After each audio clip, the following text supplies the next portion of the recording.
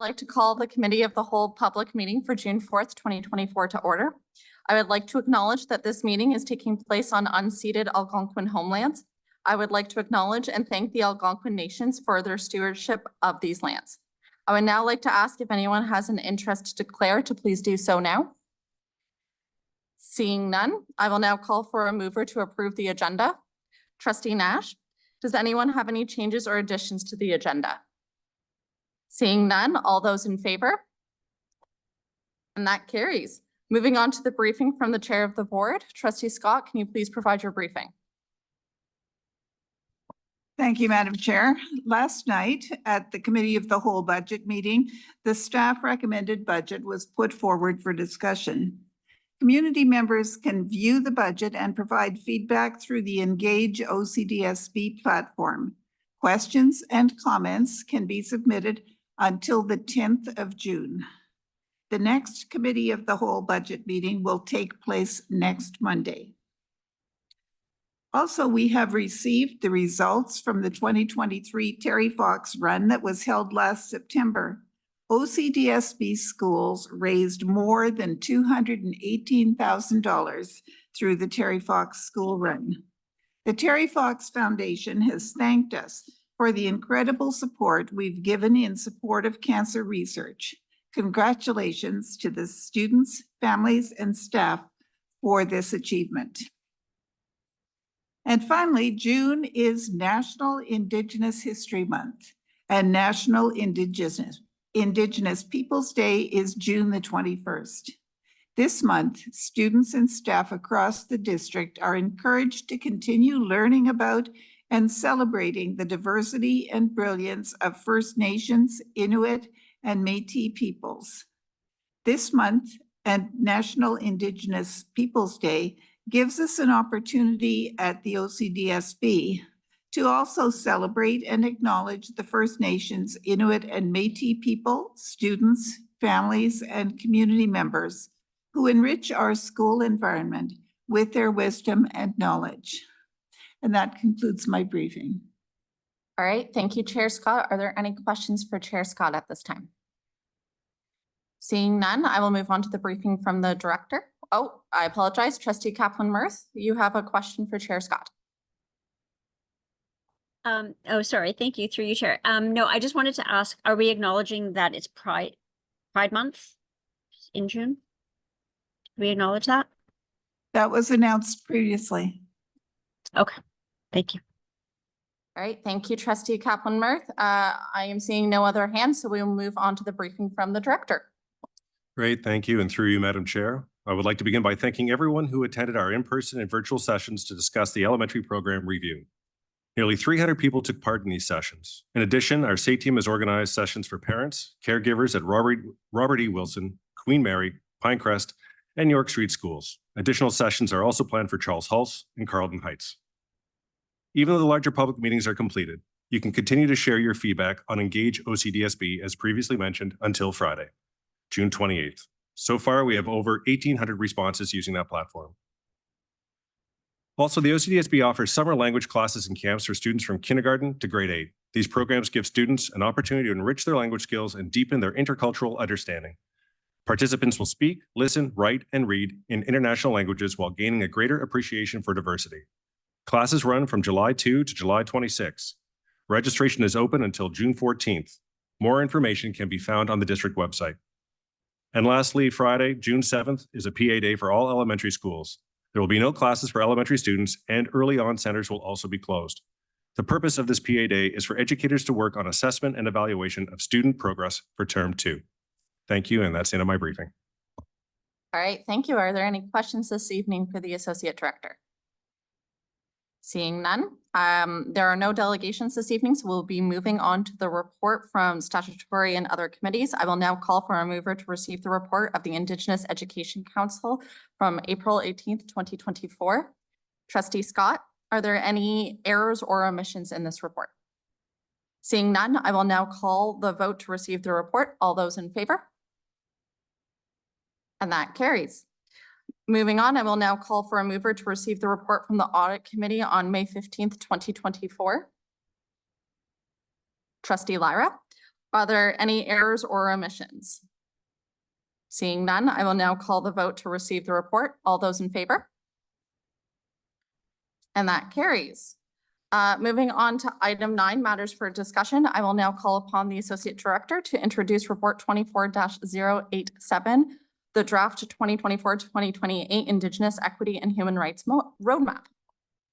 Thank you. And through you, Madam Chair, I know staff are excited to bring forward the renewal of this important document, the Indigenous Equity and Human Rights Roadmap.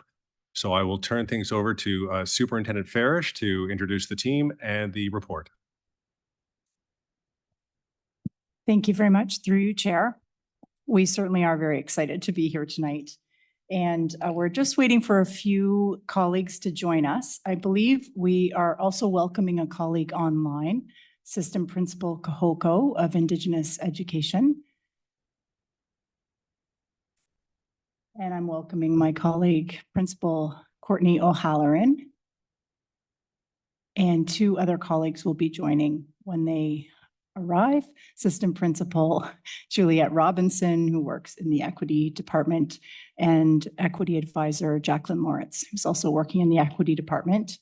And by way of introduction and appreciation, I want to acknowledge the labor that the team has given to this work and that the labor to come as well as we work through the next iteration of the roadmap.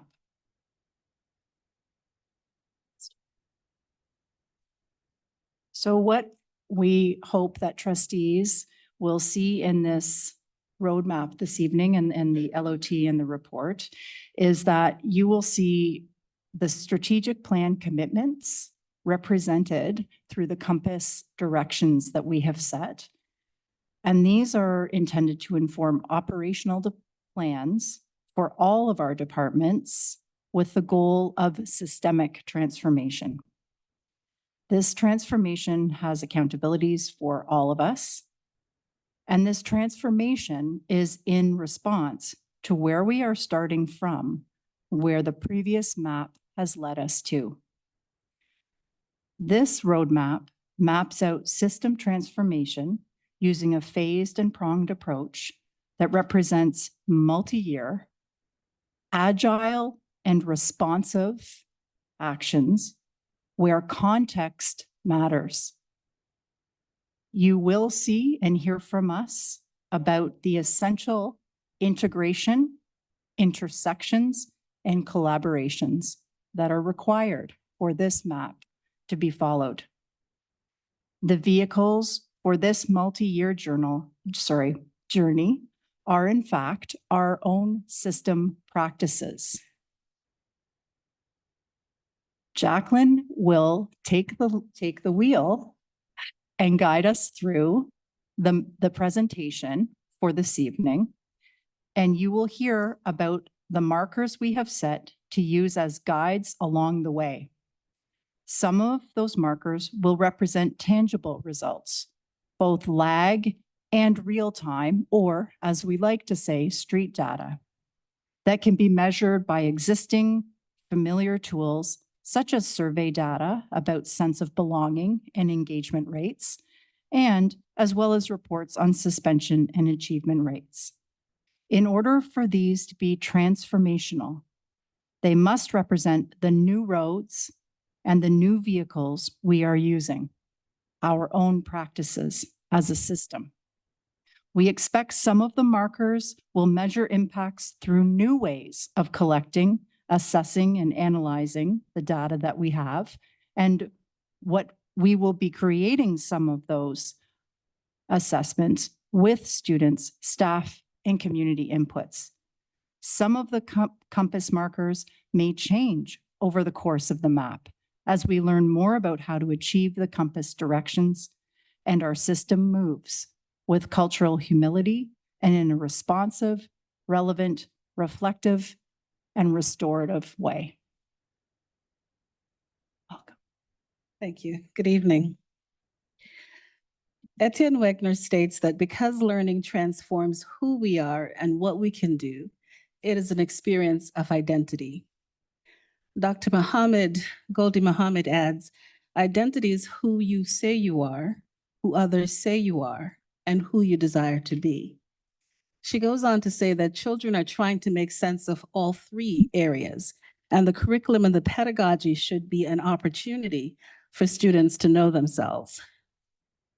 It is because of this identity shaping role that learning fosters that we began the 2024-28 roadmap with the power of I am to acknowledge and ground the work over the next 3 years to be responsive to the ways that students, employees, and community partners aspire to hear, see, value themselves, and how they want to be heard, seen, and valued by others through their learning experience.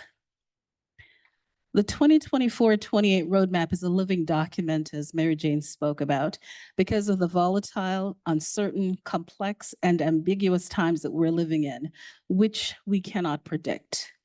At the same time, these events provide us the opportunity to be anchored in a shared vision, to seek understanding and clarity while moving with agility to transform systems and structures, including policies, practices, and behaviors to meet current needs of all students, families, staff, and communities within the OCDSB community. And as Greta Hammond reminds us, as we move towards transformation, it is not about practice makes perfect, but practice makes permanent. So as this work evolves, it is how we transfer current practices that have been used and are no longer relevant and replace those that are more in alignment with a discrimination-free, equitable, and inclusive learning and workplace culture. The 24-28 roadmap is guided by data. There are 3 levels of analysis that we're conducting. The first is data analysis through an equity lens. And so we've combed through some of the major reports, feedback sessions that we've held, as well as data sets that are listed before you, so that we can really look at what are some of those systemic barriers that we are being invited to and called to address. So for example, disparities evidenced by inequitable outcomes such as graduation rates, EQA results, disproportionalities such as overrepresentation of Indigenous, Black, Middle Eastern, gender diverse, and ESL students who experience higher rates of suspension. We also looked at areas to decrease rates of stereotyping, prejudice, bias, and discrimination in the workplace, such as through our hiring process. So data was used, both quantitative and qualitative data, to focus the 24-28 roadmap on critical practices versus structures as compared to the 2020-23 roadmap. Some of the practices that we're focused on in this roadmap are decision-making and systems thinking through an Indigenous equity and human rights lens, strengthening affirmations and alliances across individual and intersecting identities to build trusting, learning, and working relationships. So for example, to decrease suspensions, the agility to unlearn, learn, and relearn to apply and embody culturally relevant and responsive pedagogy, inclusive design, decolonized practices, anti-racist practices, equity, intersectional, and inclusive lens to create a fearless learning and workplace culture. In addition, the practices may also looking at track and implementing equitable and inclusive hiring practices to build a representative workforce. So this includes tracking our hires, promotions in relation to leaves and departures. It also looks at programming and supports for students in such a way we're looking at deep learning, which fosters higher expectations in a supportive environment to increase well-being and success. And finally, within our engagement and connectedness pillar, it's looking at trusting relationships to foster a community of belonging. You can go to the next slide, please. Sorry. Pass. Those are some of the data findings that I just went through. Keep going. And I just completed that section. So one of the next levels that we're going into, the next slide, please, is systems thinking analysis. Systems thinking analysis enables us to really look at these complex matters within our systems and our structures so that we can look at not only what are the biases, et cetera, that are evident, but what are some of the leverage points that we can look at to ensure that we can engage in practices that can impact the system change and transformation. And so when we look at securing accountability, for example, That's where Indigenous equity and human rights decision-making framework is a leverage point. When we look at the importance of identity, the suspension data speaks really loud in this particular area, as I mentioned, in terms of disparities that I mentioned. When we're looking at representation, again, the equitable hiring process, the building staff capacity, it's the application of training. And when we say application of training, we mean how are staff members or system leaders utilizing their training to effect and move changes in terms of practices and behaviors that can foster greater learning for students and to ensure that staff and families are better served. And then finally, when we're looking at programming for students, it's around looking at our pathway and data and achievement data. And then finally, looking at belonging around engagement and connectedness. The next level of our work would be to really look at some of the modes of thinking that inform these leverage points and to show the relationship between the identified connections between, say, for example, student and staff, school and families, so that we can then go into more the third and final stage, which is looking at transformative equity analysis. This phase of analysis will give us a sense of what are some of the alignment from goals to key indicators to ensure shift in narratives, access, opportunities, and outcomes. So for example, when we're looking at narratives, you look in the roadmap draft that you have received, this is really supporting the system in terms of how do we really listen for and change the narrative of the stories we tell of our students that we're serving, their backgrounds, their learning capacity, their learning needs, their abilities, behavior, and their value and their worth. And so this is really critically important in terms of if we cannot shift the narrative, we cannot shift the practices. Another area that we would look at then in terms of our final analysis is access. What does access looks like in terms of the critical resources that are required to impact learning?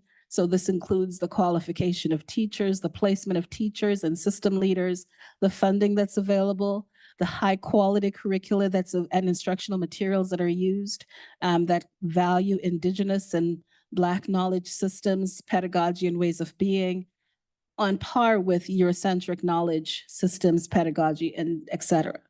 And then again, how do we come back to really living a supportive school and classroom environment? And then when we look at opportunities to stretch and grow, these are things, for example, where we look at for students, expanded opportunities for students in both elementary and secondary schools to share their gifts, knowledge, and experience, where they truly become partners in their own learning, and therefore staff, educators, and other persons working with them become facilitators of learning, guiding them through the process. And for staff, the opportunities we're looking at in terms of what are the opportunities for employment, advancement, and development, regardless of the individual or intersecting identities. And finally, when we're looking at the outcomes, we're looking for what is the student's readiness to learn? What are the grades that are being allotted? So looking at grading and assessment and evaluation, looking at those who are on track for course completion and graduation, looking at also indicators that will give us some support around that sense of belonging and trust. So some of the key look fors, again, I'll just summarize it this way to say that it's about focusing on our practices, looking at how do we esteem, respect, and adapt practices, knowledge, and skills to elevate our service to students, staff, and families, utilizing demographics to inform policy and practice, ensuring we have the capacity to manage, leverage, and facilitate conflict, looking at expectations to be accountable to meet identified needs, and then also looking at how do we integrate this information into our policies, procedures, and practices. The final leg that this will lead us to is to be able to develop our communication strategy, training focus areas, as well as our measurement framework to enable more frequent monitoring, tracking to support agility to shift strategies as we move forward. And in closing, just want to remind us of this quote that a positive, inclusive, equitable, and non-discriminatory elementary secondary school experience is vitally important to a student's personal, social, and academic development, to their future economic security, and to a realization of their fullest potential. That is it for this evening. All right, thank you very much, staff, and thank you for the excellent work on such an important roadmap. I do have a speakers list started, so I'm going to start with Trustee Kaplan-Murphy, then Trustee Scott.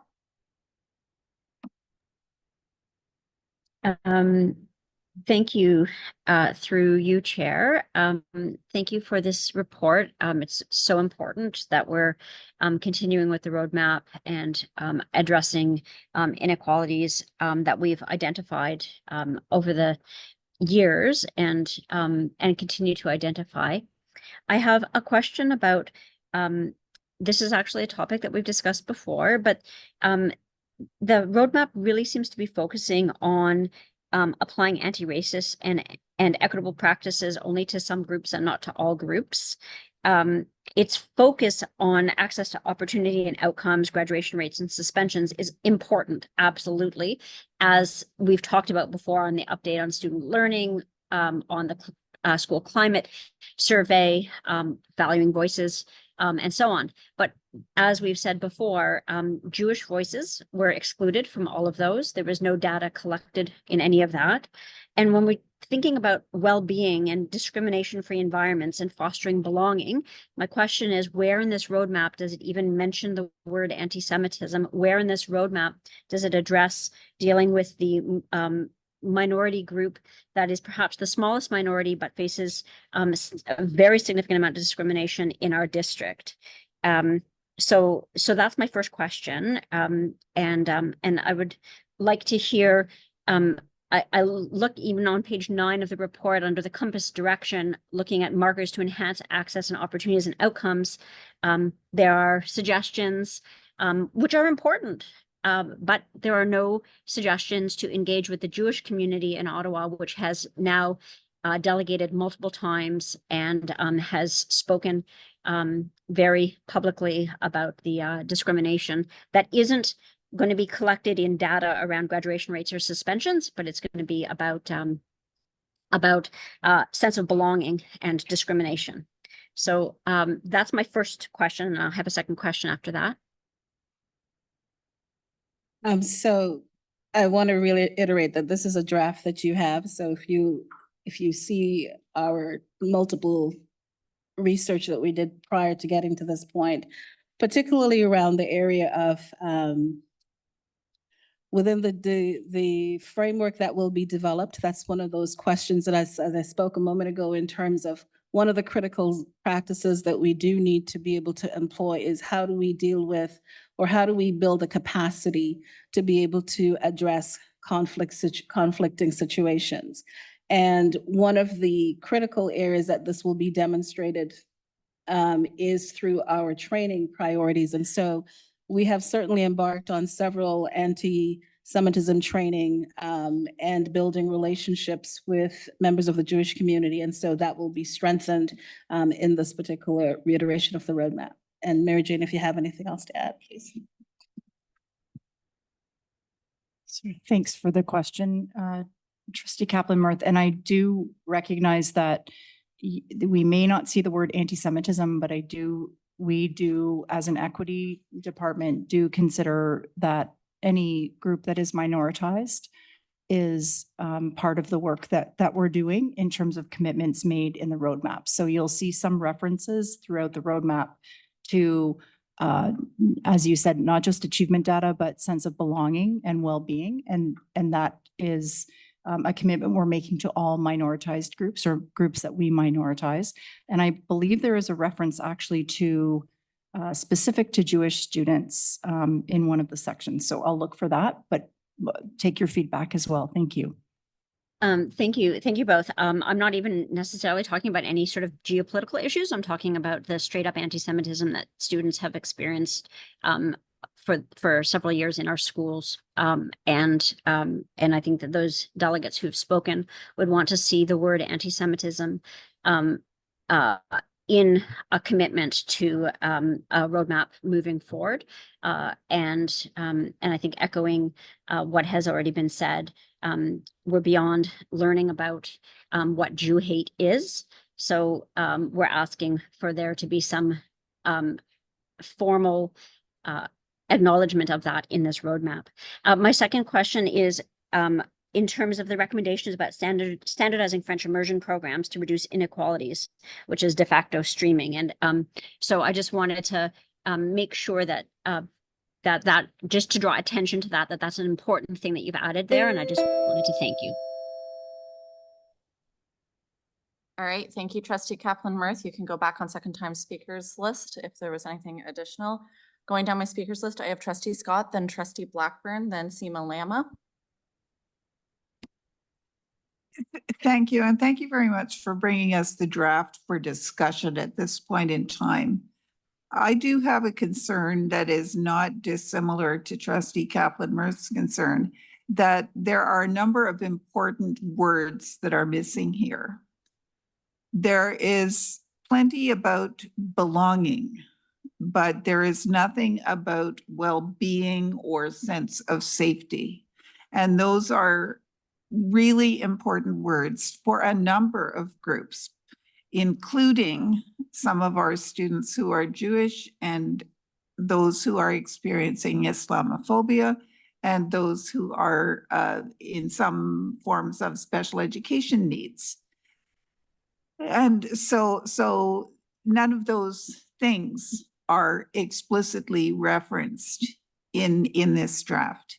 And I think it is really important for all of those groups that they are explicitly referenced, and particularly with regard not just to concept belonging, but explicitly with regard to well-being and to safety. And in terms of our students with special education needs, there are a wide number of ways in which they can be discriminated against or excluded from activities. And I think that when we refer to students with special education needs, it is not only those who have learning disabilities, but also should include the gifted, which are not usually included when we start talking about special needs of special education students. But I think that there was a phrase somewhere in the document that talked about not others don't think like me. And that is true of a lot of our special education students, no matter where they are on the range of cognitive ability. And that's a really important thing because it impacts belonging for those students as well. So I think that what I would really like to see here is some additional language that is explicit as to other identities besides those that we've enumerated already in this draft. And that is also explicit to the fact that not everything is measured in terms of being disproportionately subjected to discipline. And it's not always measured by terms of being disproportionately underachieving. Thank you. All right, thank you, Trustee Scott. I will go down the speakers list to Trustee Blackburn, then I have Seema Lama, then I have Trustee Lara. Thank you, Madam Chair, and through you, I'd like to thank all the staff here for your great work. And as somebody who's been part of this journey in the OCDSB since before I became a trustee, when I was a parent rep, we have indeed made a lot of progress, and there is more to do for sure. One of the concerns I have, and you mentioned in the report about the effects of conflict and politics, I'll say. And one thing I've noticed more now than ever is a polarization. I don't think it's a big leap for me to say that that's the case. And while I think it's really important that we honor each of identities, and we work very hard to make sure that every student reaches their full potential, is there any thought been given to how we can celebrate diversity while at the same time trying to create some common ground? Because what I see is the two polars speaking very loudly and nobody hearing each other. And in my opinion, that is not necessarily getting us to where we want to go.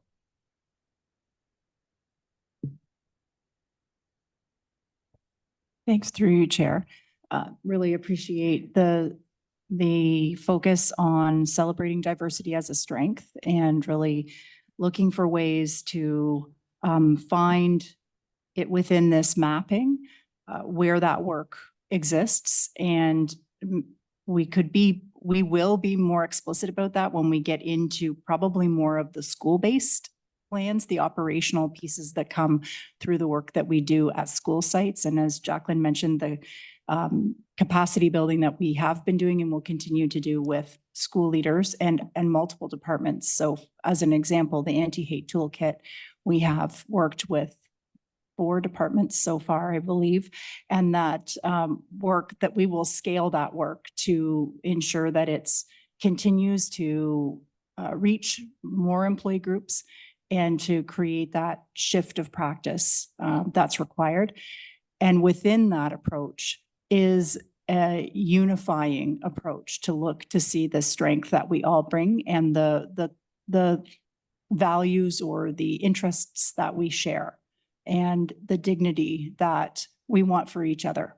So I certainly know through the work that we'll be doing with schools and with students and with families, that's the approach that we're taking. And I know that the integration with learning support services and with safe schools, the work that we've been doing around restorative practices is also directed towards that, finding the bridges and making sure that we are building those skills in young learners so that they have those skills when they're engaging in the world beyond the spaces of our district.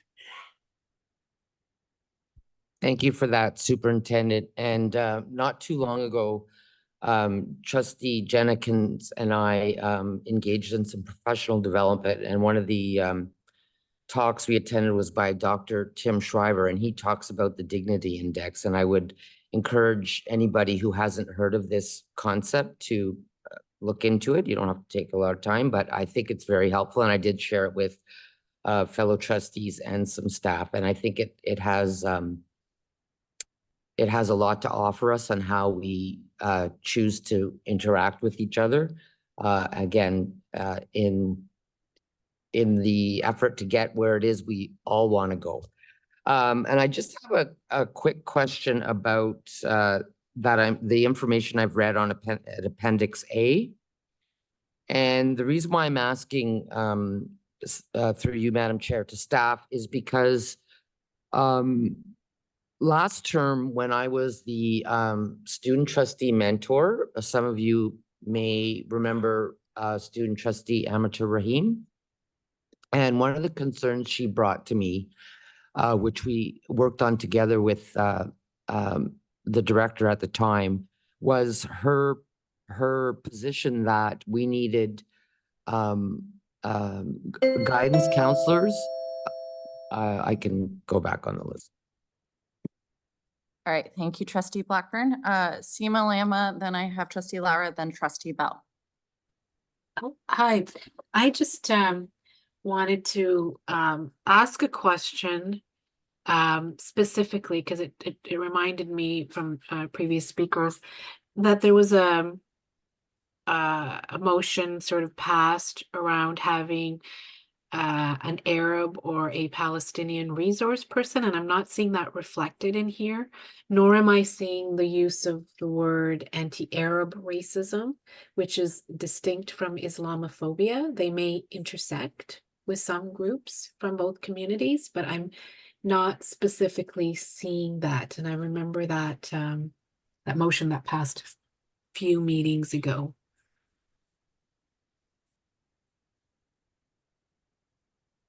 Thank you, through you, Chair. This plan really doesn't represent the finite details of department operational plans. So this really sets compass directions and some markers.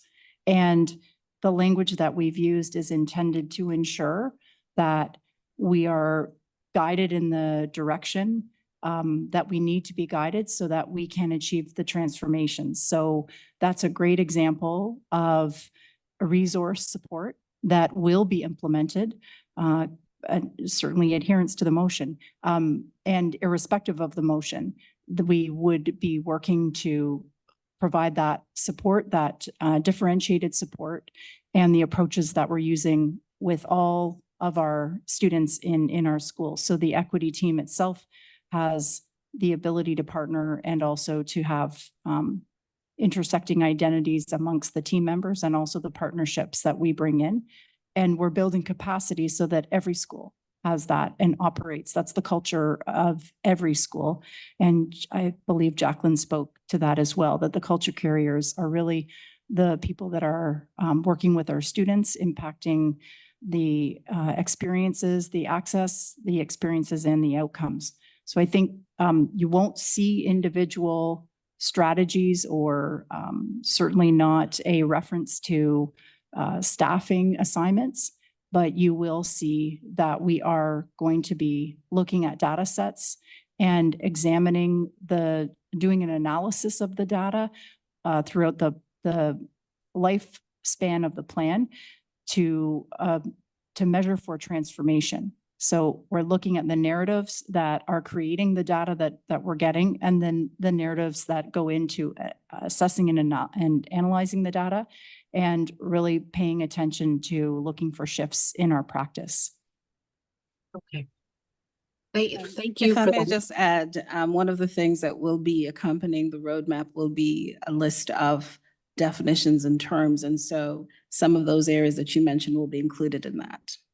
Okay, that's great. I just, because when I was looking at this roadmap, I did see references to coaches and specifically for certain groups. So I'm not completely understanding why there's some in there and not others. The other question is, I think anti-Arab racism needs to be in the roadmap. It is a real thing. We're seeing it. It exists. And if you do not have that in there, you're excluding a marginalized group. So I would highly recommend that wherever there's like anti-Indigenous racism and anti-Asian racism and anti-Black racism, that we now have a comma and go anti-Arab racism, right? And I mean, I do see references to anti-Semitism and Islamophobia in there for sure, but I think we do really need to not exclude them from the roadmap. That's all I had to say. Thank you. All right, thank you, Seema. I will now go to Trustee Lara. Thanks. So when I look at this report, I see a lot of work has gone into it, and there's a lot of work in here trying to tackle issues that originate beyond the public school system. There are societal issues that we are attempting to tackle in here. I'm going to focus predominantly on the key indicators because, as they say, talk is cheap. And I want to sort of understand what you're hoping to get out of some of these key indicators. When I look at a key indicator like the number of structures, policies, and practices developed or revised to center human rights and equity, that doesn't seem like a very good key indicator to me, because you can write 10 policies a week on whatever you'd like, centering human rights and equity. But if it doesn't materially change the condition that our students and staff experience, those policies are not worth the paper they're written on. And so I guess my question to you is, are all of these key indicators useful? Are all of these key indicators going to meaningfully help us try and achieve the goals? Or are we measuring things just to say, look, we measured them? So I'm going to start there. Oh, thank you for that question. Oops, that went down the wrong way. So one of the things is that many of our policies do not have an equity lens to them at this point, or human rights lens to them. And so in our process to review and update those policies, that's one of the critical things that is being done through our review policy. I forgot the full name of it. our policy review process. That is critical because oftentimes within our conversations, one of the things that whether it's staff or family members want to know is where's this written in policy?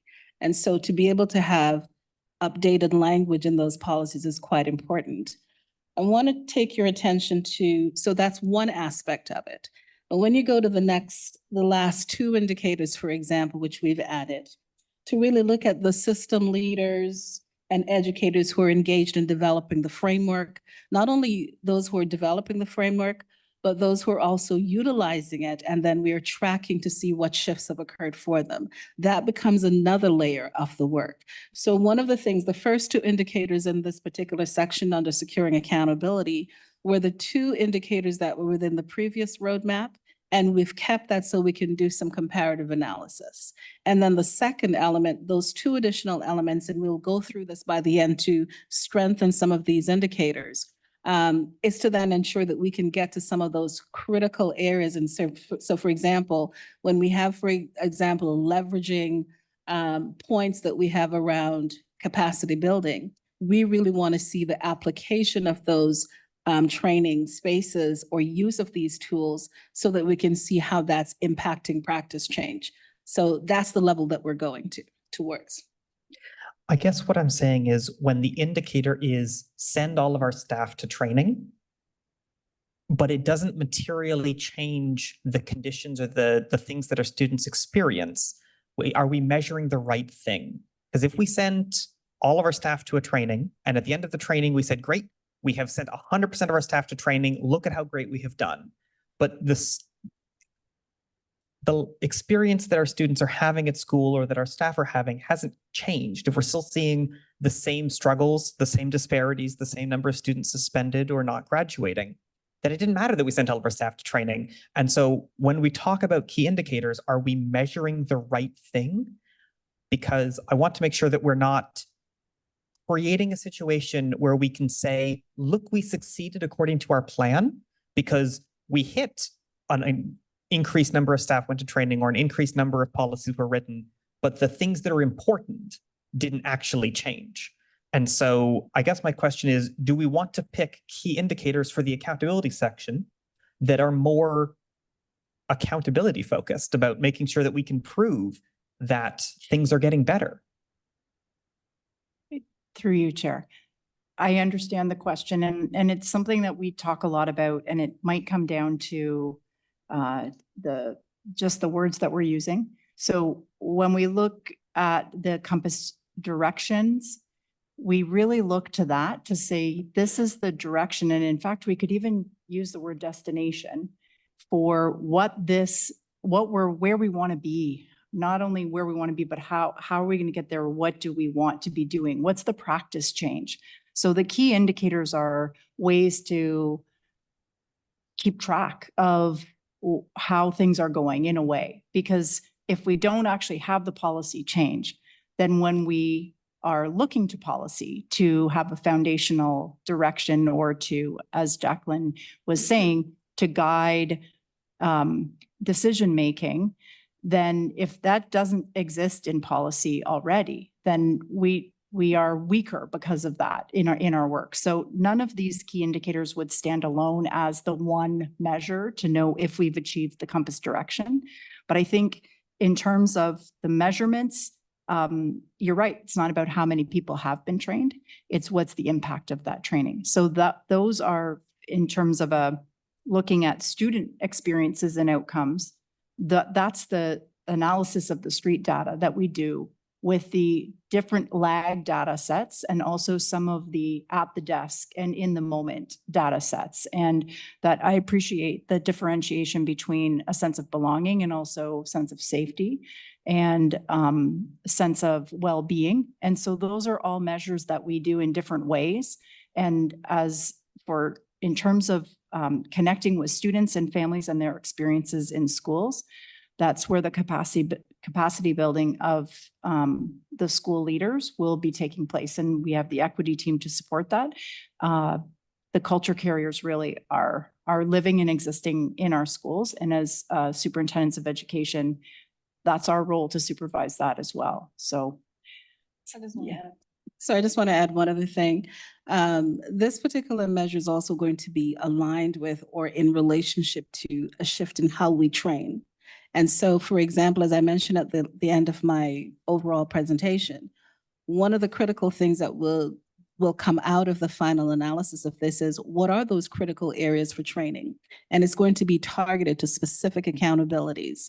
And so in doing that, the communication process that we go through, the training, enhanced training process that we go through, that's where those practices that we are aiming to shift and change.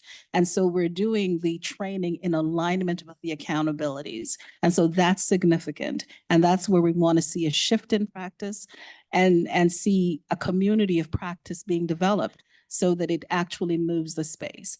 And there's that and the numbers are important in terms of the number of employees that we change to get to that critical mass and shift in thinking and shift in ways of doing things. And so that's one of the elements that we'll definitely be tracking. So I guess when I think about how people deal with staff training, I know I have been in staff trainings where everyone was laser focused on the material and was absorbing everything that was said. And I have been in staff trainings where that was not the case, where people maybe didn't take away everything that they could have from the opportunity. And so when we talk about accountability and staff training, I do think it has to be more about those who not only receive the training, but implement the practice. I'm glad that you talked about the final outcome for this, because one of the things I didn't see was actual tangible numbers. So you say a key indicator is the number of policies. By the end of this, how many policies do we want to have rewritten? I'd like to go back on the list.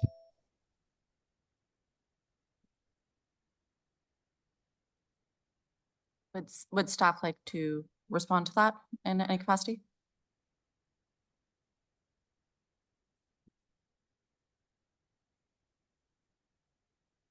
Thank you through you, Chair. I take the question as a good question for us to consider about, is there a magic number? What is, as Jacqueline said, I think the critical point where we're actually making a difference. So I guess it's also a function of the ad hoc policy committee and the capacity that the committee has as well. So we'll keep working to identify policies where we see that we can make improvements and work with that. And again, the plan is flexible. It's meant to be responsive, and maybe we actually do focus on one particular area of a suite of policies like we did most recently with Safe Schools. And that's, to be identified, I guess. All right, thank you very much, staff. We are going to go down, we're going to continue going down first time speakers list. So I have Trustee Bell, then Trustee Dixon, and then we will go to second time speakers list. Trustee Bell. Okay, first off, huge thank you. As a policy wonk that has been working my entire career on human rights and equity, I love this document, the way that it's structured. I really, the indicators, I really see it as an accountability document at a systems level. And so I wanted to say thank you for that. I think it's very much needed.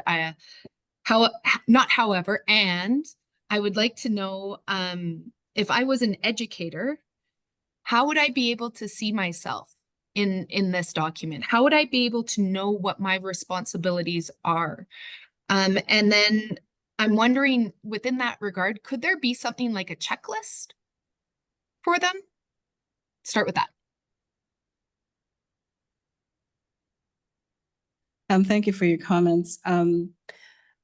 So when we get to that final transformative equity space, one of the things that we'll definitely be able to see are the different stakeholders and their own accountabilities. So right now it's couched under the capacity building component of the educators' work, as well as the programming and support. So if you look at the compass direction for those two areas, for example, the compass direction for capacity building is the agility to unlearn, learn, and relearn, apply and embody CRP, inclusive design, and those particular tools that will support them to do their work in terms of creating that inclusive and equitable learning environment. And when you look at program support, it's looking at deep learning. And deep learning is a critical piece and high expectations, because we're really hitting at some of the critical areas that have been identified in the research to speak to how do we elevate the supporting, create a supporting environment to increase well-being and success. And so those are some of the ways that educators are going to be able to know that.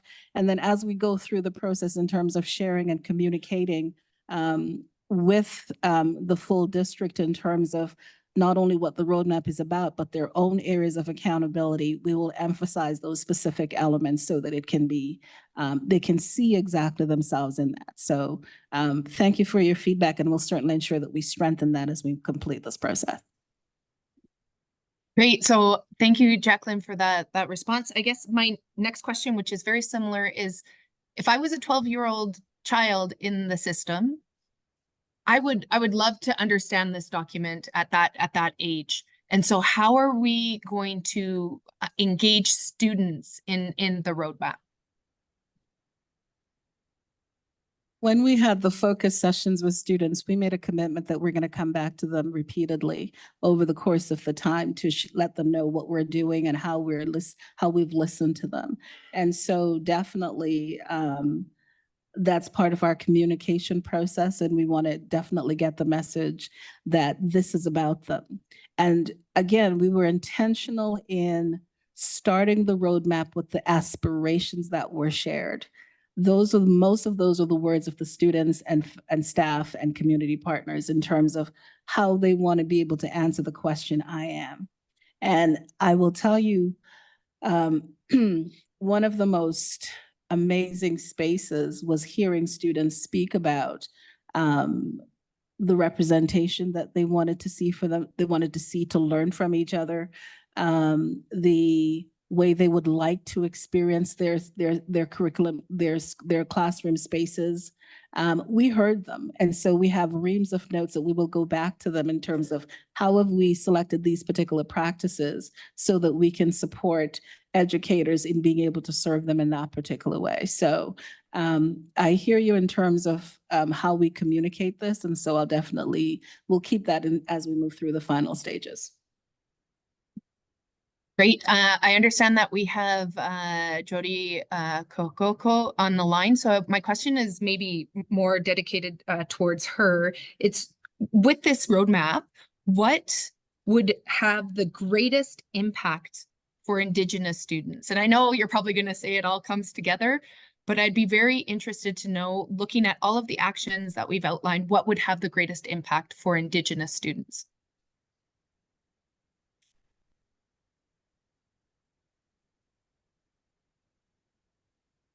Through you, Chair, maybe Mike or Sandy could confirm if system prints. Okay, thank you.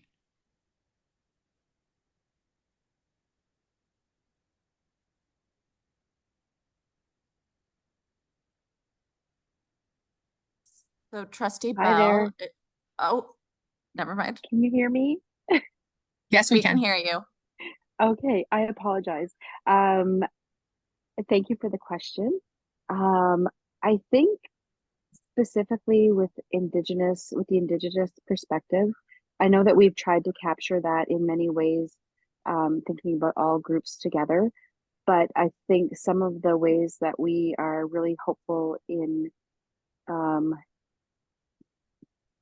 centering Indigenous voices and knowledge, I think that's the main objective through the Indigenous lens, is how are we able to work together towards building capacity among educators and valuing Indigenous knowledge, like Jacqueline was saying earlier, around valuing Indigenous knowledge and pedagogy, Black knowledge and pedagogy as well, that is in ways equal to Eurocentric knowledge. And I know we have a lot of work to do. This roadmap is, we're trying to get there one small step at a time. I hope that answers your question, Trustee Bell. I hope to learn more about the actions that are related to this as we move forward. So thank you for that response. Before I ask my last question, I do want to acknowledge the question that was brought forth by Trustee Blackburn on building the capacity to find common ground. I really appreciate that question, and I hope that that can be brought forth within the roadmap, a clearer understanding of how we plan to do that. And then my last question is with regard to, so what's changed? And has there anything significant that's been removed from this roadmap based on the last one? Thanks.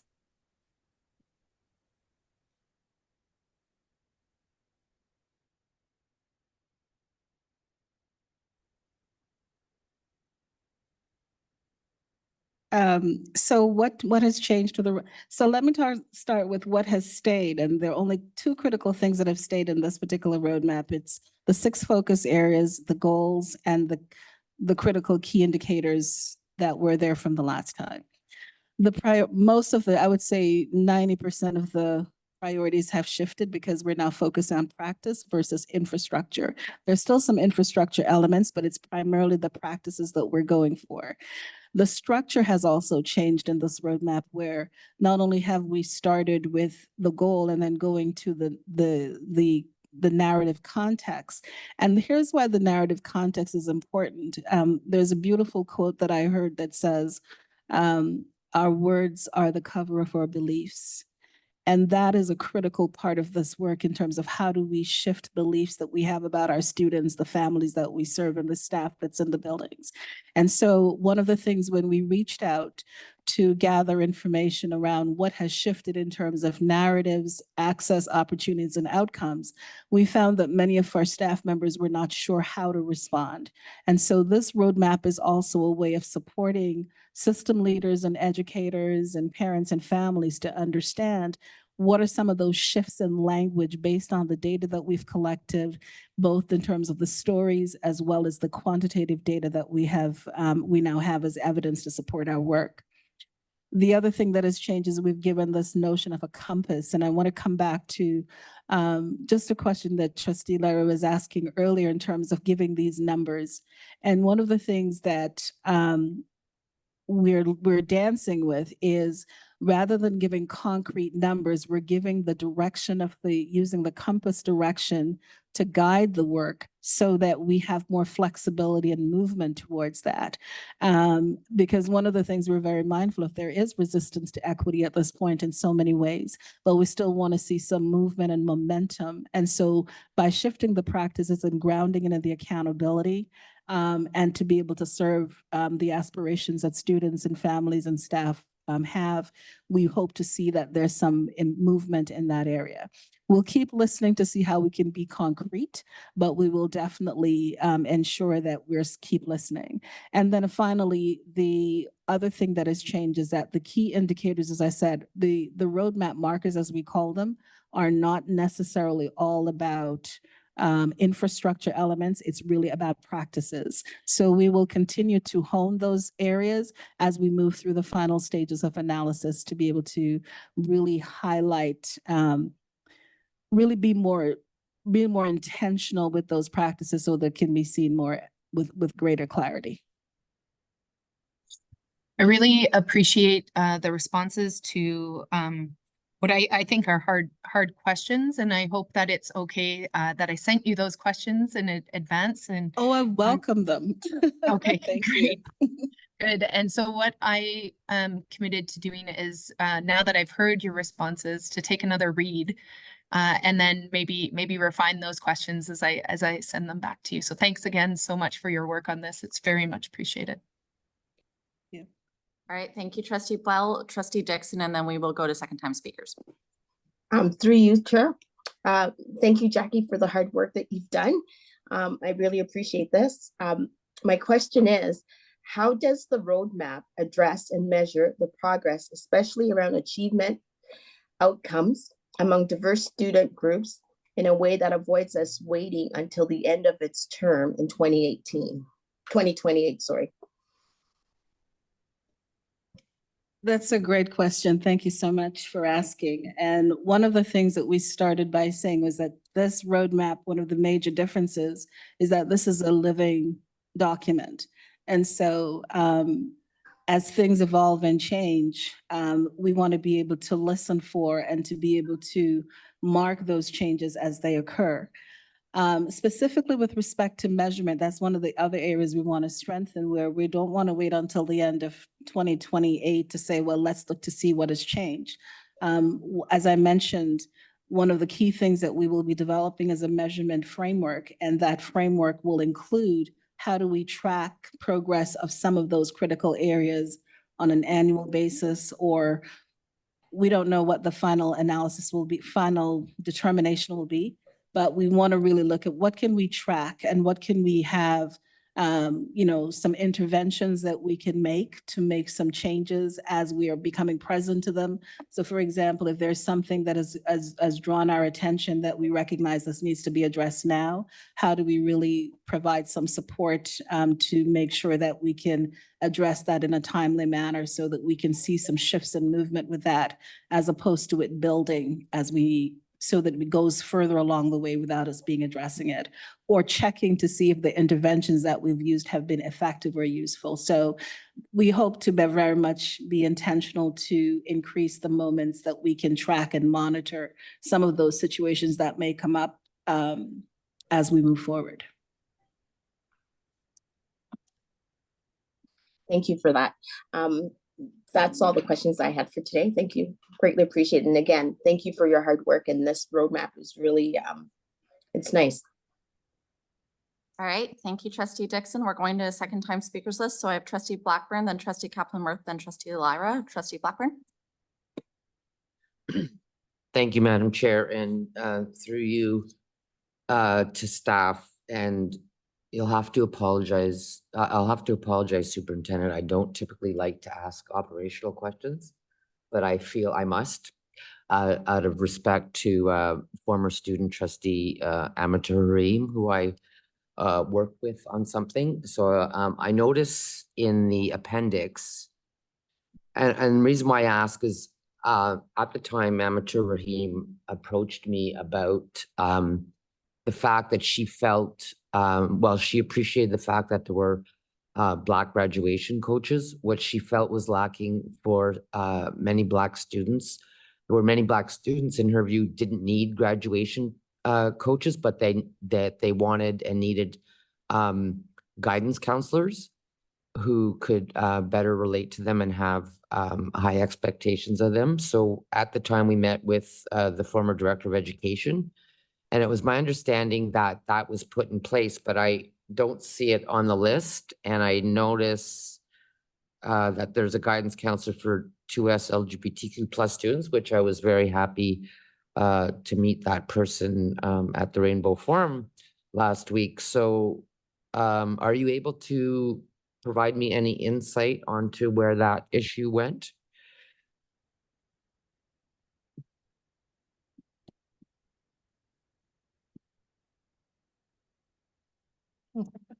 Through you, Chair.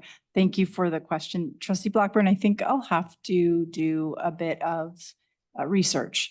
I do believe that we did have graduation coaches, or pardon me, guidance counselors in place. And I think through last year's budget process, there was an adjustment to that allocation, but I'll have to do some research and follow up. Just a quick follow-up, Madam Chair. Thank you. Thank you for your answer, Superintendent. So if there was an adjustment, I suspect that that would have been done because there was a determination that that wasn't a service that was required. And if that's the case, I'd like to know how that determination was made. Through you, Chair. I'll get that information for you. It's not an equity department allocation, but I'll get you the information. All right, I appreciate that. Thank you. All right, thank you, Trustee Blackburn. Trustee Kaplan-Murphy.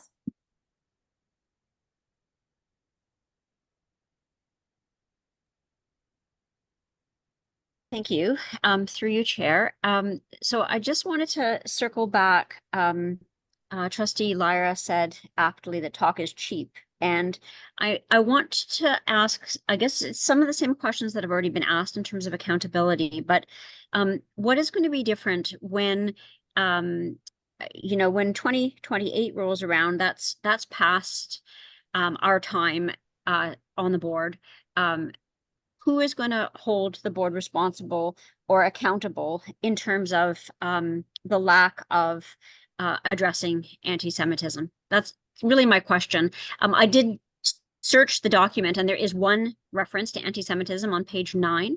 It's also the only mention of Islamophobia, and both of those are under global patterns, which I think is actually insulting to both Jews as well as to Muslims, because we know that that there was anti-Semitism and Islamophobia was on the rise long before October 7th. And the only reference to Jewish students is on so on page 13 is anti-Semitism and Islamophobia, and on page 9 there's one reference to Jewish students. So I guess I really want to know, and the Jewish community has tasked me with asking, will this go out for consultation, and how is the OCDSB going to be accountable? There's a really powerful quote here from to us LGBTQ students saying, "I'm not out in my school where people are being pushed back into the closet." We have heard exactly that from Jewish students. Jewish students don't feel safe as Jews because of swastikas, because of physical threats of violence, because of graffiti. Jewish staff don't feel safe in our schools. So what are we going to say to the Minister of Education? What are we going to say to Minister Lecce to say that we're actually addressing anti-Semitism? And how are we going to show that that's the case when this roadmap is complete?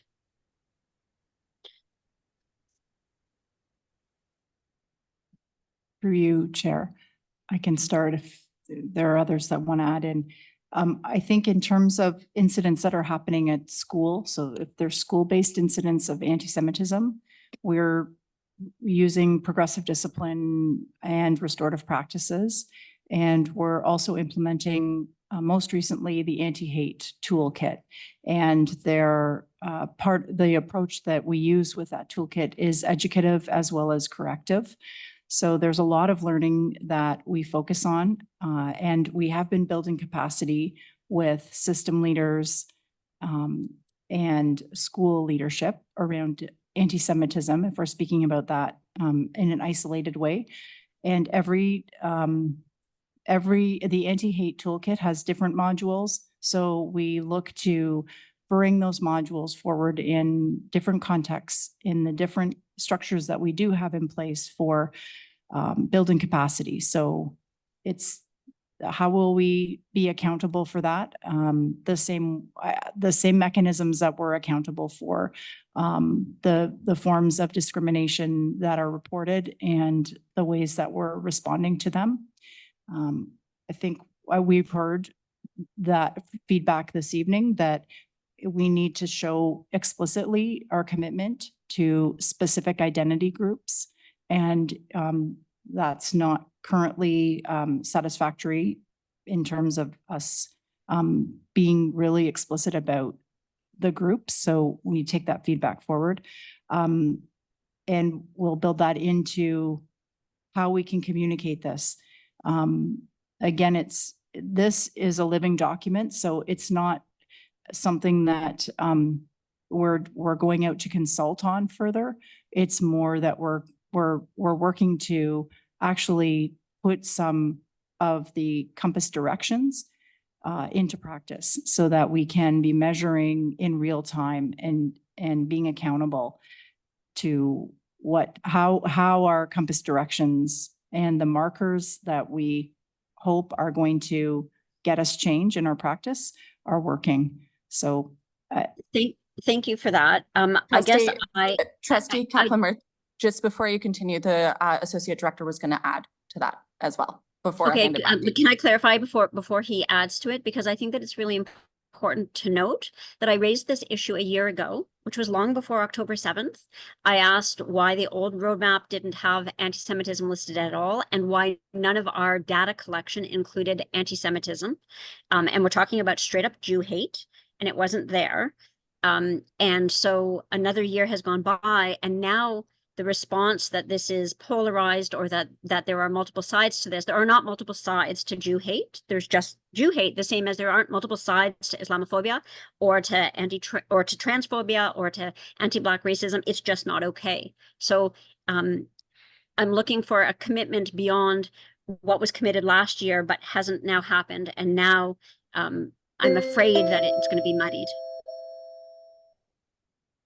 Thank you, and through you, Chair. To the trustee, I certainly think your comments and your current concerns have been heard here, and that you have a commitment on the behalf of staff to take those back and see where they can fit into what we have here. I was going to ask the superintendent to comment a little bit on, although there may not be consultation in the future, a lot of voices were heard in the putting together of this, both directly and through data and other sources. So, and maybe that's irrelevant now that you've clarified further, what you're most concerned about, Trustee Kaplan-Murth. But you've been heard, and staff will take that back and work on it. All right, thank you, Trustee Kaplan-Murth. Trustee Lara? Thanks. So my earlier question got truncated by the clock. So I wanted to clarify it a little bit. I wasn't just looking specifically for a number to be attached to policies. I was talking more broadly about our ability to put numbers to all of our goals. You cannot have meaningful accountability if there is no capacity for an organization to fail to meet those goals. And to have true accountability, you have to actually set goals. I hear your reluctance, particularly in the name of flexibility, but if we want to be able to say we set goals, we said we wanted to reduce, for example, Indigenous graduation rate discrepancy by 10% or 15% or 20%. We can say we set a goal, and at the end of 4 years, we can say in 2024, we set out to achieve this goal, and here in 2028, we met it or did not meet it. And if we didn't meet it, then we have a second conversation about what we can do to meet it in the future or why we didn't meet it. Because without setting goals, without putting numbers to the things that we have said we want to measure, we don't have an ability in 4 years to say we succeeded or we didn't. And so I'm hoping I know you said this is a living document, it's not going to be finalized, but I'm hoping that before we stop having this conversation, we put numbers to these. We say, these are the things we think we can achieve over the next 4 years. We think we can review X policies. We think we can review, we think we can train Y staff. We think we can reduce discrepancies by Z% in these groups. Because I think that means that we can then, at the end of this, go out to the community and say, we set out with a goal and we achieved it. Or we set out with a goal and we got 85% of the things we set out to achieve. Because I want to be proud of this organization. I want to be able to go out and say, look at all of the good work that we did. But because if we don't put numbers to it, then it becomes very nebulous. Then the goalposts move. And if we have ever-moving goalposts in the name of flexibility, then we don't have the ability to say, no, look, we set goals and we achieved them. So I really hope that we see something resembling goals with specific numbers attached to all of our KPIs. I don't know if you have a comment. Thank you. And I see Chair Scott has her hand up. Is it better to? Just put me on the list, please. Sorry about that. Thank you. Through you, Chair. I am very interested in the conversation about the quantitative, like the measuring and putting numbers to goals. And we're also really listening to if those numbers represent a transformative like a transformation of the experience that a student's having and a family's having and a staff member's having, and the outcomes of that. So I think it's fair and reasonable to look at the markers and use the markers as strategies to achieve the compass direction. And if that's working for us from any data sets that we can, with an analysis that looks to here for the decrease in disproportionality, then I think we could start to say this was a leverage point for us. Having these 5 policies changed and reimagined through an equity lens was a lever for us, as Jacqueline was saying. So you know, I think it's a conversation. It's that continuing to have that dialogue to understand about the actual concreteness of the targets, and whether the work that we're doing to achieve those targets is the right work. Is it getting us what we want? So it's very fair and reasonable to be able to say we want to change 5 policies. I think that's probably a poor example. Sorry about that, because really our goal would be every single policy gets changed and we don't stop working on that goal until they are. So that would be a goal of 100% of all policies that we have. And so the work would just continue to carry on and carry over.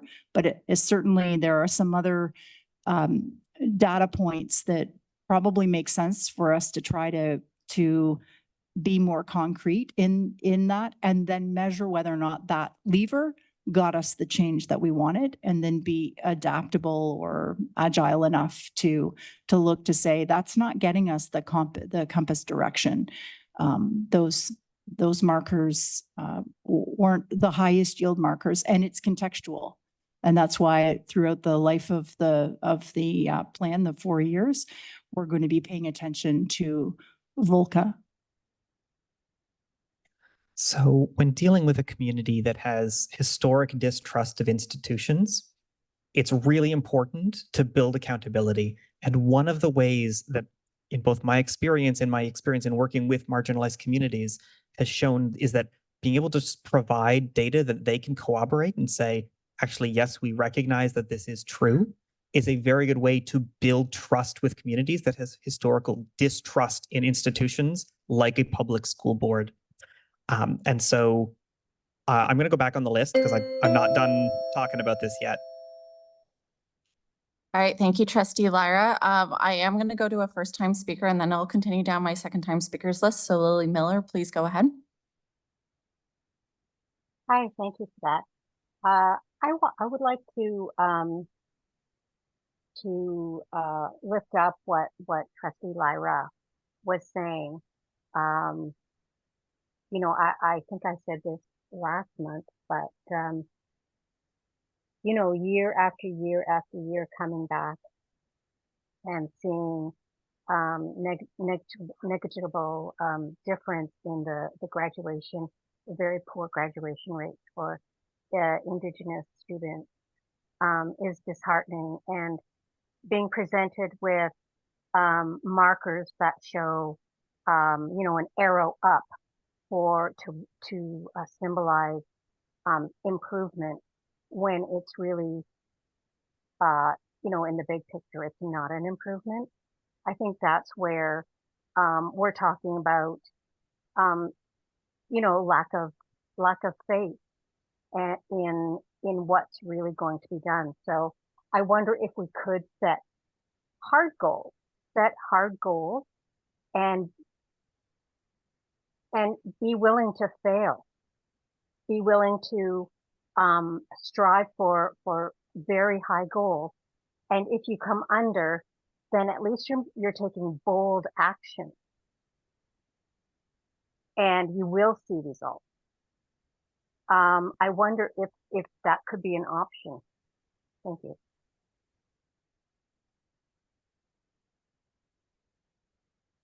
Through you, Chair. Thank you very much, Lily. Absolutely, it can be an option.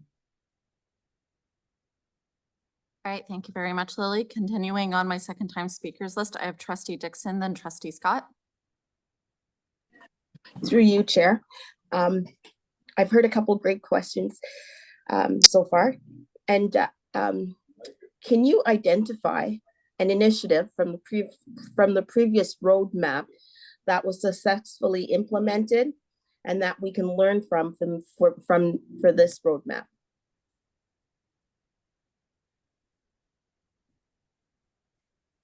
Did you hear that, or hello? Yeah, just Yes, one moment, trustee. Yes, Dixon. certainly heard that. There's so many that were so great and good. We did our data collection, the Valuing Voices collection, that really disaggregated the data. That was a game changer for us.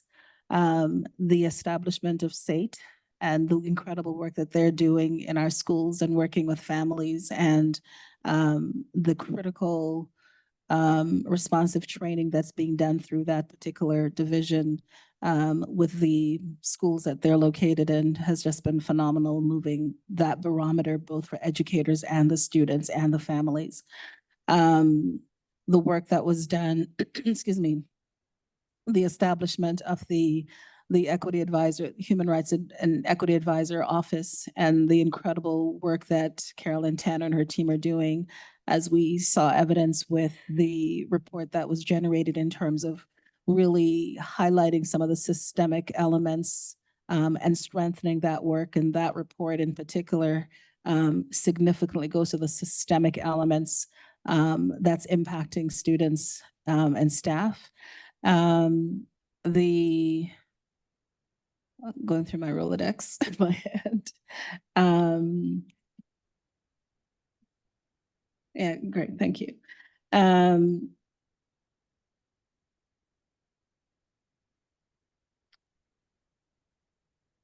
The sessions that we completed around human rights, CRP, mental health, trauma-informed education, just getting the bar risen more and more. So, we just completed some training sessions with Nicole West Burns, for example, looking at anti-Black racism and really looking at how do you dismantle those. And this is about the third or fourth session we've held with her, and they've always been well received. And so these are the ways that we can just tell that the training is hitting a mark. We've certainly we've done training not only in terms of anti-Black racism, but anti-Semitism, our expansive list in terms of Islamophobia, all of those areas, gender diverse experiences in terms of, for example, transphobia and to LGBTQ matters that impact students.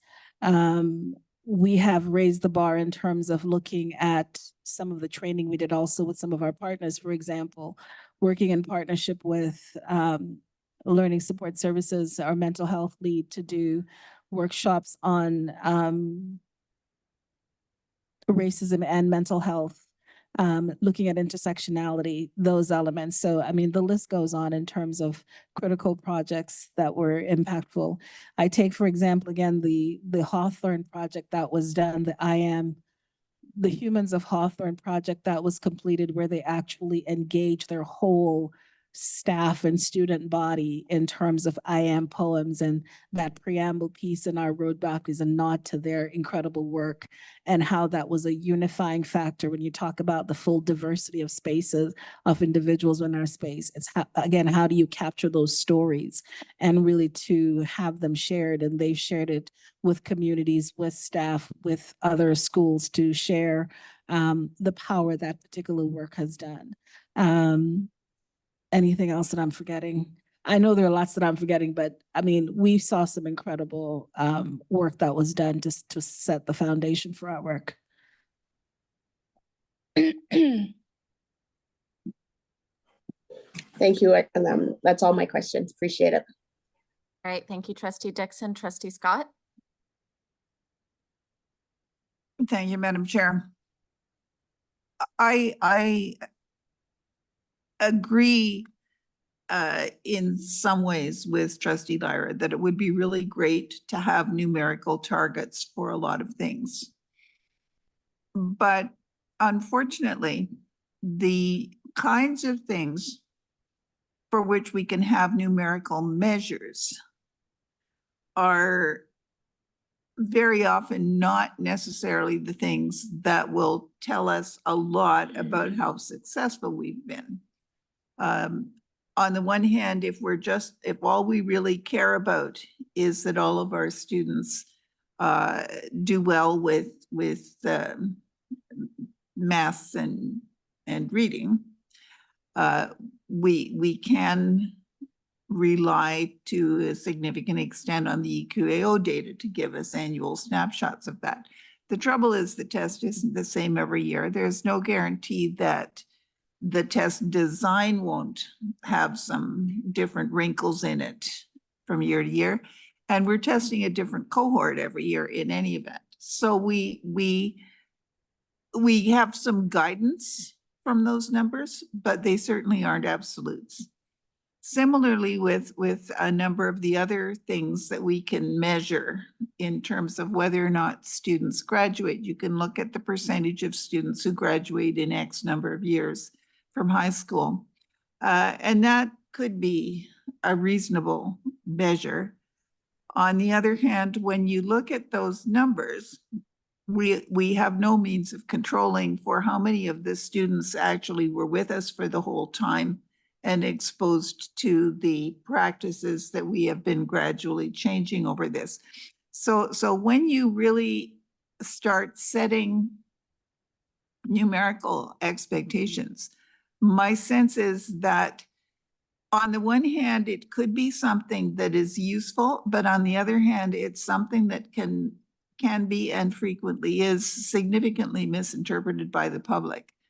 I remember having a debate years back over whether or not we should set a target of a 90% graduation rate for all of our students.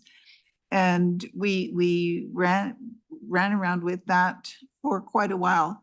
And I don't think we ever really achieved it. But now we're measuring graduation rates in so many different ways. And depending on which way you look at, you could say, yes, you have a 90% graduation rate or you don't. So you have to have agreement on what the meaning of the test is, and you have to have agreement on what the target number is. And you also have to be realistic, because if it's going to be something that takes 20 years, you're going to be disappointed for a very long time. Thank you. Trustee Scott, would you like to be added back to the speakers list? I beg your pardon? Trustee Scott, would you like to be added back to the speakers list? Okay. Before I go to third time speakers, I am going to ask if Trustee Jenkins can take the chair, please. Certainly. Please go ahead. All right, thank you, Trustee Jenkins. I have a couple of questions pulling on the same thread that Trustee Lara and Trustee Scott have around, I will say, the accountability and the measurement framework.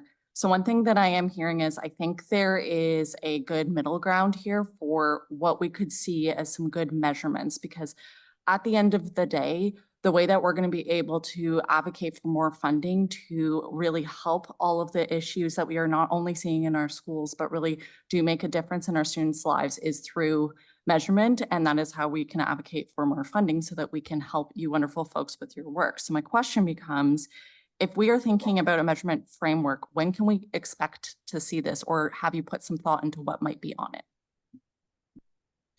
Yeah, we're building that as we go along. And so and primarily also waiting for the 2024 data, that will be coming out in the late fall. So we'll be working in alignment with that particular timeline as well.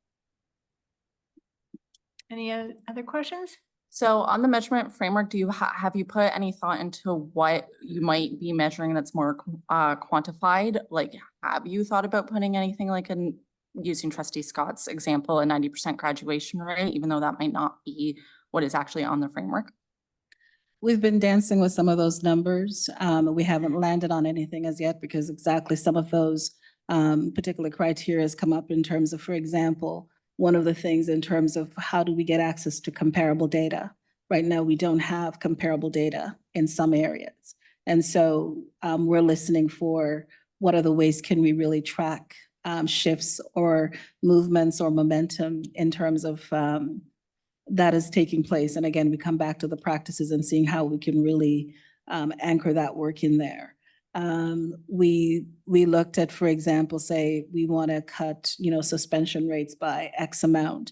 Again, it's what are the variables that are going to impact that, and how do we align that fully? So we haven't landed on anything, but we've been dancing with some possibilities. So we'll keep doing that as we go through the next phase of analysis.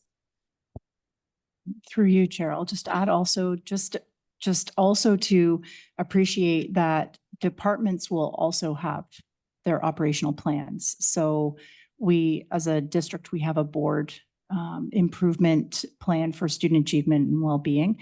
And so in that plan, and we have a plan for math, we have a plan for student achievement. So those plans will have targets and they'll have indicators identified as well. So we really were hoping that this is a direction setting with compass directions, with some markers to help guide us, and that departmental operational plans will be more precise.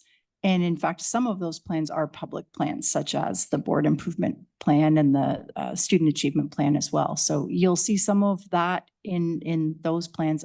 We also have a multi-year mental health plan as well that will have specific targets too. So the departments themselves sometimes author that, and this is meant to be in alignment and to work in concert with the department plans. Any other questions? That's it for now. Chair, back to you. All right, thank you, Trustee Jenkins. Going down my third time speakers list, I have Trustee Lara, then Trustee Kaplan-Murphy, then Trustee Blackburn. Trustee Lara? Thanks. So I think Lily said it really well, that the school board has to be willing to set bold goals and accept that we might not meet them. I understand where Trustee Scott is coming from about how it can be very difficult to set goals, particularly numerical goals, when you cannot account for things like exactly which students are taking the test this year or their personal life situation. But year over year over year, we see systemic evidence that some groups are not able to succeed to the same level. And if we are trying to close that gap, we have to acknowledge that it's not an individual cohort of students, it's something bigger than that. And so maybe you take a 3-year rolling average. Maybe you take, you do some statistical analysis to reduce the variance between a number of years or your set of data. There are ways to make sure that it's not being disproportionately ruined by a specific cohort of students, but the difficulty is not a reason not to try, in my opinion. And so I really do think that I'd love to see this come back, probably not for discussion, maybe just as a memo, or maybe for a full decision at board. But I'd love to see, when this comes back, some number of specific target numbers that we have set for our KPIs. Because like Catherine said, those are also how we can go to the ministry and say, these are the goals that we set. We thought they were reasonable, and we couldn't meet them because we didn't have the funding that we need in this area. And so having specific actionable goals also allow us to advocate for funding, in addition to proving to the community that we are trying, and here is where we expect to be in 4 years. When you don't have, and I feel like I'm repeating myself, when you don't have those specific targetable goals, the goalposts move very easily. And moving goalposts is one of the fastest ways to lose the trust of a community. Because if you say we succeeded and the community doesn't feel like you've succeeded, and you point to the goalpost that you've moved to justify you saying you've succeeded, you have lost the trust of that community. I'm going to stop talking about this particular issue. I don't need to be put back on the list. Thank you. All right, thank you, Trustee Lyra. Before I move on, does Enid have any comment? All right, perfect. All right, Trustee Kaplan-Murphy and Trustee Blackburn. Trustee Kaplan-Murphy. Thank you, through you, Chair. So picking up on what Trustee Lyra was just saying and what many others have said this evening, I guess my question is, it is problematic to have only quantifiable data. It's also problematic. We know the type of data that we've collected hasn't looked at all the forms of structural discrimination in our district. So why are we not looking for validated tools? In medicine, for example, there are validated clinical tools where we can ask a patient to gauge their level of depression or anxiety, and then we can compare that over time. If you do a quick search, there are equity review tools. Why are we not looking at a 4-year roadmap and we have 4 years of secondary school, for example, where we could be looking at students from grades 9 to grades 12, capture some meaningful qualitative data from those students in terms of their experiences. So I guess the question really to the district is, are you reinventing the wheel, or are you using already validated tools to look at whether or not we're meeting our equity and human rights goals? And if we are using those tools, where are they, and how are we getting those out to each of the marginalized populations and each of the groups that are most discriminated against in our district? I would like to see that. I'd like to see that as not just, the Valuing Voices survey, which until we raised the issue didn't include issues like anti-Semitism.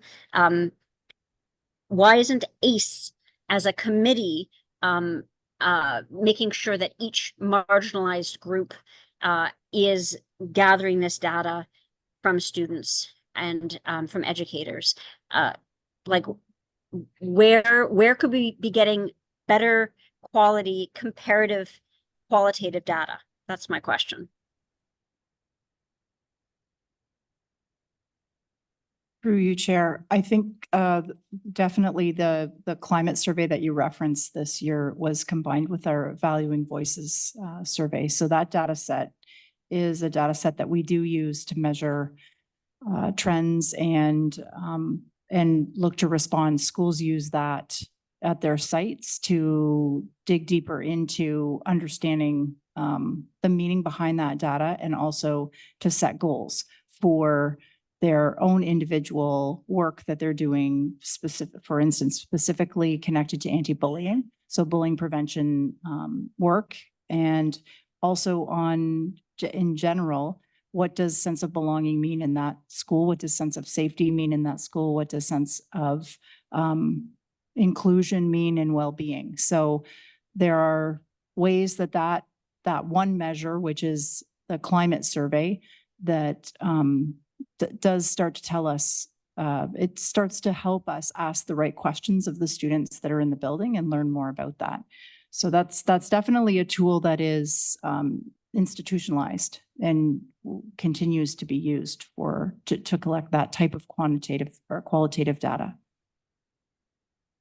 But we don't follow a student, like we don't actually gather, like if we wanted feedback to show that that student or a group of students, if we wanted to know that Black students or Muslim students or Jewish students or trans students are actually experiencing some form of improvement because of our roadmap, we're not gathering any kind of longitudinal data from any student. So in a research study, that wouldn't be a very robust qualitative research study. You're only getting little snapshots.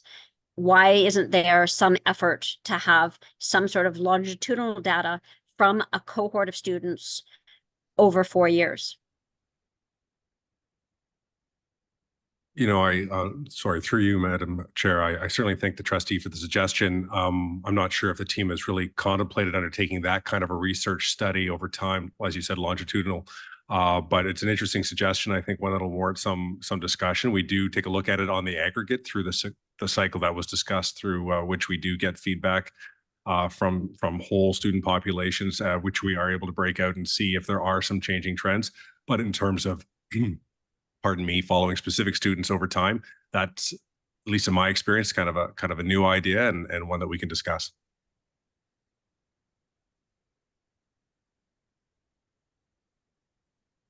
Executive Officer. I think that we have to be a little bit careful about differentiating between what you can do with data and when you enter into a research project. And the ethics and consents and requirements are entirely different.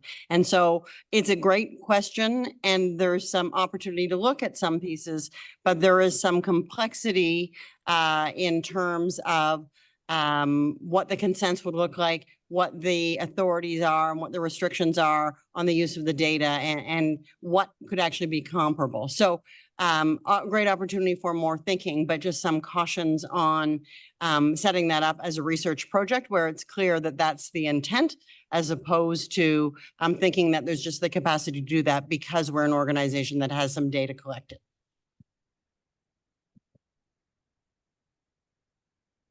All right, thank you very much, Trustee Kaplan-Meier. Trustee Blackburn?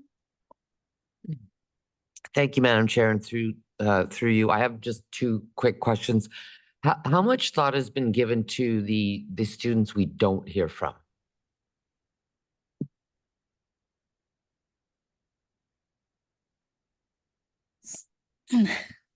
That is very much a critical part of our listening. And so we listen for different ways that we can engage students and families that we don't know, that may not respond to our surveys, et cetera.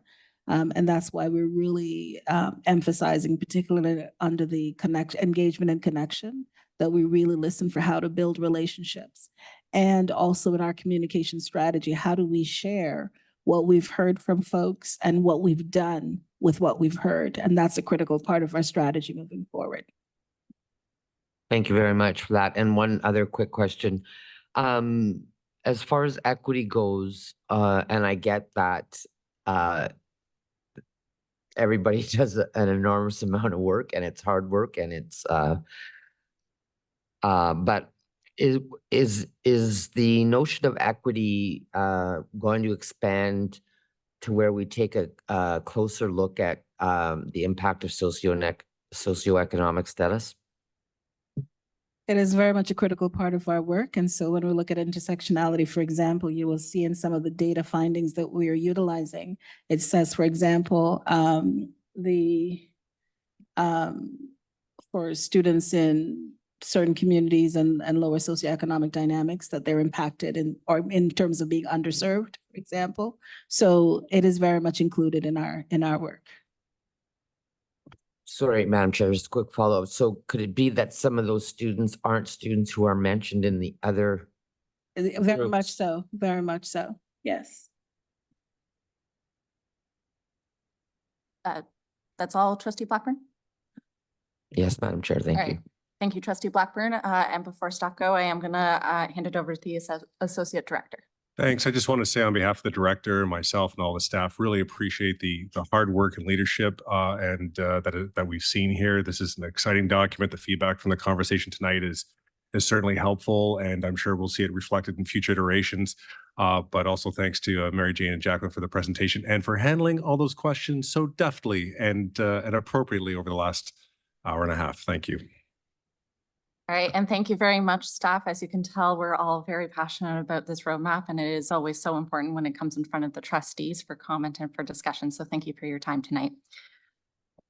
All right, we will now move on to items for information. I will now call upon Trustee Scott or Jenkins to provide a report from OPSPA if required. No report.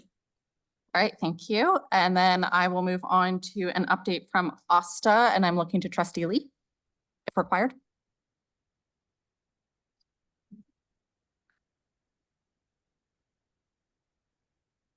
There's nothing to report from OSTA. All right, thank you, Trustee Lyra. And now we will be moving on to items for new business. Are there any items of new business this evening? Trustee Kaplan-Meier. Thank you, through you, Chair. So I just wanted to ask a question about cancellations of classrooms. One of the schools that I'm responsible for, Featherston Public School, had to close classrooms, I think twice in the last month anyway, because of lack of staffing. And I'm just wondering if we can talk about that as a board in terms of how that happens and how we can avoid that happening next year, because I think class closures for students and for families is extremely disruptive. All right, I will look to whoever from staff would like to comment on that. Thank you, Madam Chair. I think that's probably me. So as you're aware, over the last few years, we've seen some changing trends in staff absences. And also in terms of availability of occasional staff to come in and replace those absences. It's not just teachers. We also see it at EAs and RECEs. Over the last couple of years, we have equipped and spoken with principals numerous times to provide them with a number of strategies that they can try in order to hopefully avoid the situation where we see a class closure. And we have seen some success.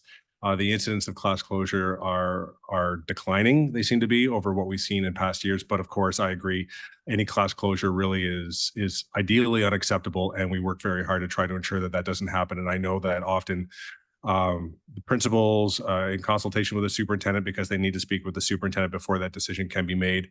And part of the role of the superintendent is to walk through all the steps that the principal has taken in order to try to avoid that situation. But then we also want to communicate early enough in the evening before, so that parents have an opportunity to make those changes. Sometimes we do see situations where there is just something happening in a certain school or community that is just a combination of events. And when you look further into it, you'll see that they're all very legitimate, just a number of things happening in families or for individuals. And as we get later in the year, a lot of the resources that we have available to us, including occasional teachers who are retired teachers who have a limit on the number of days that they can work. And this year it didn't get expanded, so it stayed at the 50, of which you may be aware. It just becomes harder sometimes to find that staff, and we are left in the unfortunate position of having to close a class. We'll continue to work on that and explore opportunities. I know we have some things, new initiatives coming forward. Maybe looking at classroom supervisors is another employee group, something we're considering to help add to the catalog of interventions that we have to try to avoid this. Can't promise that it won't happen. I think that might be part of the reality that we have going forward, but we'll try to curtail it. We certainly, as a parent of a young child myself, I know how much of a burden this is, and we certainly don't want to put that onto other families unnecessarily. Thank you. Trustee And do we Kaplan? collect that data? Do we collect that data? Do we know how many, because I only know for my zone, do we get as a board a report maybe at the end of the year on how many classrooms had to close and how many times? We don't have that in a format to share with board at the moment, but we do collect it for operational reasons. When a class closure is reported, it's reported to several people so that is captured, so we can monitor trends and look at hotspots like one you've identified. But we can discuss whether or not there's an opportunity to share what we're seeing. Okay, thank you. Building on that, I'm going to hand it to Trustee Jenkins because I believe it's on the same topic. Thank you, Chair. I just want to thank Trustee Kaplan-Murth for that question. Certainly in my area, there's a number of schools that were really challenged over the last year with classroom closures. So it's really important that we have some plans in place to really tackle this, because it does pose challenges for families to very last minute find alternative arrangements for their children. Thank you. Thank you, Trustee Jenkins, and I believe I'm handing it to Trustee Nash for some further comments as well. Yes, and thank you, Chair, through you. Exactly. I just wanted to make the comment because it occurred once in one of my schools, and one of the things, and a parent had reached out about the situation. And what is even more disruptive is when it's a younger grade, because then the parents have to find alternative arrangements in terms of the child can't stay at home alone. So in plans, and I think that is a consideration, that we look to adjust staffing so that it impacts a higher grade, so that the child, if they're at home, they can also go online and continue the lessons there. But it's just a thought, as I say, something that I've seen in one of my schools. Certainly, and that is one of the considerations that a principal needs to account for when they have that conversation with their superintendent of instruction. If it is a younger grade, have they taken the step of seeing if they could move staff from it's not always possible. You have to have a certain amount of, other circumstances have to be in place, but it is one of the things that must be considered prior to making the decision to close a class. All right, thank you. Thank you, everyone, for raising that under new business. Is there any other new business this evening? I am seeing none, so I now declare this meeting adjourned. Have a good evening, everyone.